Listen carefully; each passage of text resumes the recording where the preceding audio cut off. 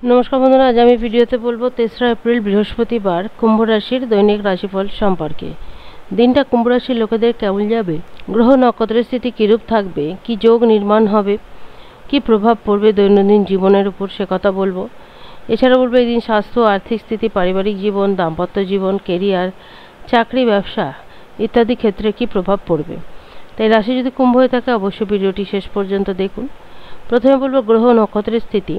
3रा April बृहस्पतिवार शुक्लपक्षेर षष्ठी तिथि सकाल 7टा पर्यन्त थाकबे रोहिणी नक्षत्र, सौभाग्य नामक योग निर्माण होबे। चंद्रमा এই দিন वृषभ राशिते रात पर्यन्त थाकबे, तारपर चंद्रमा रात राशि परिवर्तन करबे। सूर्येर এই দিন नक्षत्रेर परिवर्तन होबे। रेवती नक्षत्रे सूर्योदय प्रवेश करेছে। दुपुर 1টা বেজে 58 मिनिट থেকে রাহুকাল শুরু হবে এবং শেষ হবে 3টে বেজে 32 মিনিটে।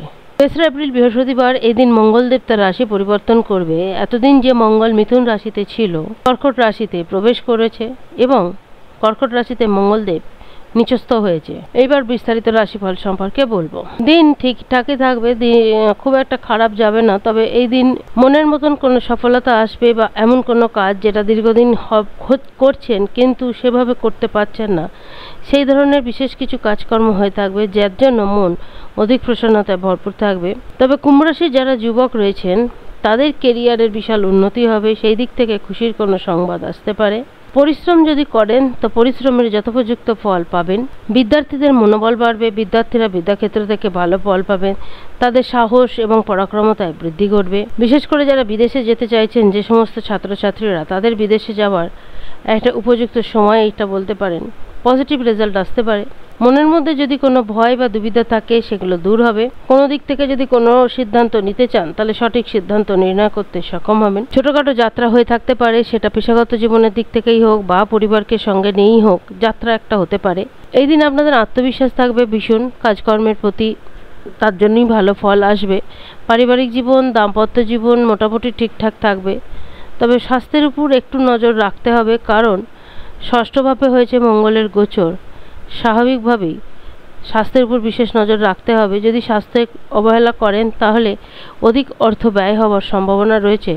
তাই ছোটোখাটো কোনো সমস্যা থাকলে অবশ্যই চিকিৎসকের সঙ্গে পরামর্শ করে সেই সমস্যার সমাধান করুন, তাহলে স্বাস্থ্য নিয়ে বিশেষ কোনো চিন্তার কারণ থাকবে না। তবে স্বাস্থ্যের দিক থেকে সতর্ক হলেও আপনার যারা শত্রু বা বিরোধী পক্ষ রয়েছে তারা কিন্তু যথেষ্ট সতর্ক হয়ে থাকবে। খুব চট করে আপনাদের সঙ্গে কোনো রকম কোনো দুশ্মনী করতে পারবে না, কারণ মঙ্গল যতই ষষ্ঠভাবে নিচস্থ থাক, যারা আপনার শত্রু বা বিরোধী পক্ষ রয়েছে তাদের উপর কিন্তু যথেষ্ট হাবি থাকবে। দীর্ঘ সময়ের জন্য যদি কোথাও ইনভেস্ট করতে চান সেই নিয়ে একটু ভাবনা চিন্তা করতে পারেন, কারণ এখন সেটার জন্য উপযুক্ত সময় বলা যেতে পারে।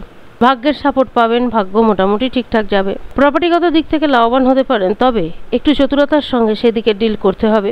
সামাজিকভাবে এই দিন ভীষণ সক্রিয় হয়ে উঠবেন। বন্ধুবান্ধব, পাড়া প্রতিবেশী সবার সঙ্গে একটা সুন্দর সম্পর্ক মেনটেন করার চেষ্টা করবেন। তবে এই সময়ে কুম্ভ রাশির লোকেদের বাণীর উপর একটু নিয়ন্ত্রণ রাখতে হবে। বাণীর মাধ্যমে কিন্তু অনেক সময় বন্ধুবান্ধব বা যারা পরিবারের আত্মীয় স্বজন রয়েছে কিংবা নিজের জীবনসঙ্গিনী বা প্রেমিকার সঙ্গে একটা বাকবিতণ্ডা তৈরি হতে পারে বাক্য বিনিময়ের কারণে। তাই একটু বুঝে শুনে কথা বলতে হবে।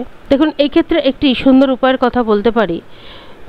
কুম্ভ রাশির যে সমস্ত লোকেদের বা জাতক কিংবা জাতিকা উভয় জন্মকুণ্ডলিতে মঙ্গল নিচস্থ অবস্থায় রয়েছে বা মঙ্গলের ভালো অবস্থান নেই, তারা কিন্তু এই সময় হনুমান চল্লিশা পাঠ করতে পারেন, হনুমানজির আরাধনা করতে পারেন।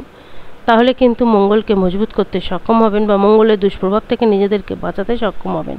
আজ এই পর্যন্তই। যদি ভিডিওটি ভালো লাগে জানাবেন। ধন্যবাদ।